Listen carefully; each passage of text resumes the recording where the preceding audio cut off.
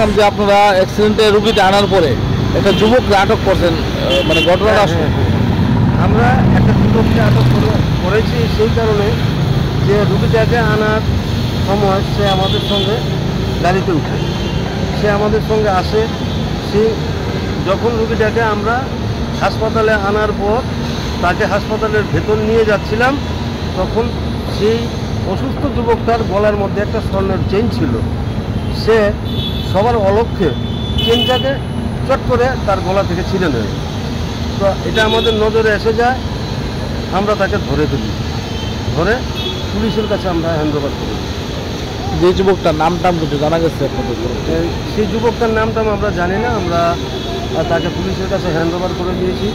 এবং রুগীর কাছে যা যা পাওয়া গেছে, স্বর্ণের চেইন তার থেকে উদ্ধার করে, ওই বখাটের যুবকের কাছ থেকে উদ্ধার করে স্বর্ণের চেইনটা এবং রুগীর কাছ থেকে তার মোবাইল এবং পার্স উদ্ধার করে আমরা পুলিশের কাছে দিয়ে দিই। এবং আমরা আমাদের অফিস মোবাইলে যা যা দিয়েছি তা ফটো তুলে নিয়েছি, ভিডিও ক্যামেরা তুলে নিয়েছি। আপনারা কোনখান থেকে আইছেন? আমরা এনসিপি ফায়ার স্টেশন থেকে। আপনার নামটা? আমার নাম ফায়ারম্যান ছোটন দে।